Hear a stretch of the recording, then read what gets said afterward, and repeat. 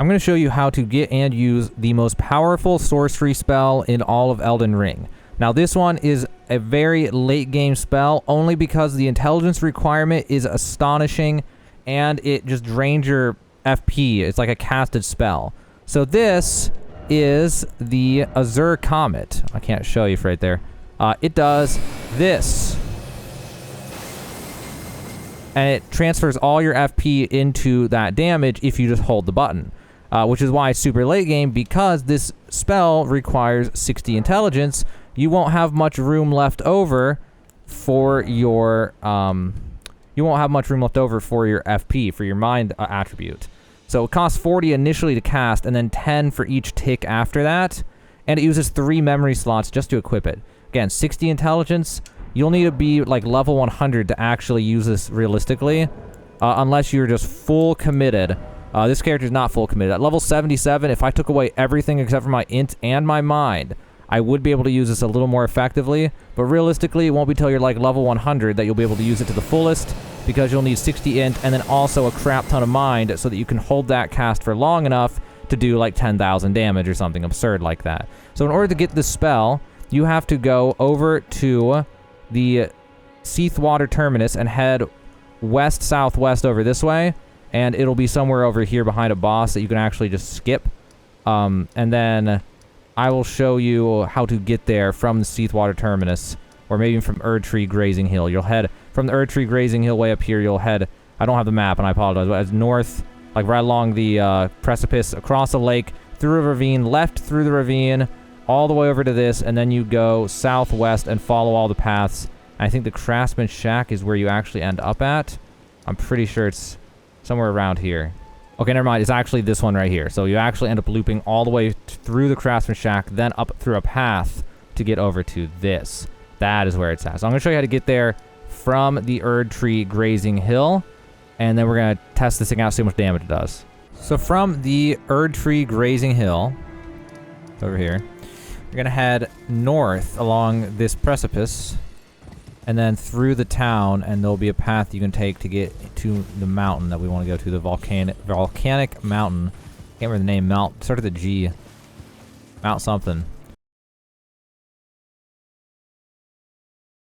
Alright, so you just run through these ruins. You can kill that boss if you would like. If not, that's fine too.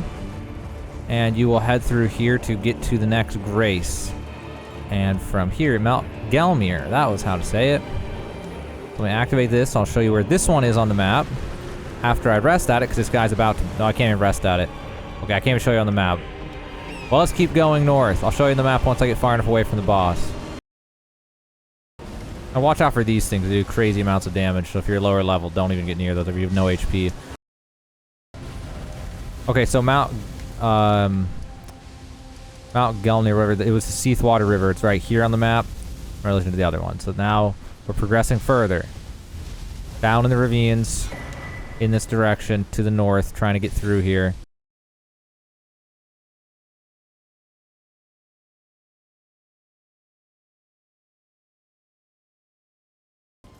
Okay, so once you make it through that perilous journey, we headed left or west and the fork in the road, following the river in the mountain canyon. Now we have this Seathwater Terminus over here on the map. So now, from the Seathwater Terminus, we are going to mount up. We're going to go west towards this castle, but we're also going to head south. We're not going to go in the castle to get this. We're going to go south of the castle. Now, if you go this way, you'll see a bunch of crazy stuff, as always. And you'll just follow the mountain on your left. And over here, you'll see a gigantic pool of lava with a boss, a magma worm. But we're not going to fight the magma worm. We're just going to go around the magma worm. And then you'll go along this way. And it's just going to be a run to get there. But it will be worth it. Alright, so now you'll go through this graveyard looking place. And you'll just keep moving along. We're almost there now. Then from here, you're just going to go down the road right here, slip between the giant obnoxious rock and the mountain, and knock it smashed by the bear, hopefully. And then after that, you will be in this broken down village looking place. And in here, there will be a grace. So if you don't have this one, you should go in real fast. And you should activate the craftsman shack. And then you are going to continue down this road. And there's going to be something you will encounter over here. There will be another boss, and you should hopefully be able to ignore this boss and just get the spell. But if you'd like to fight the boss, by all means, you can fight the boss. So if we head over here, here is a boss, but you can just skip the boss and activate this grace and hopefully have time to lay down as well.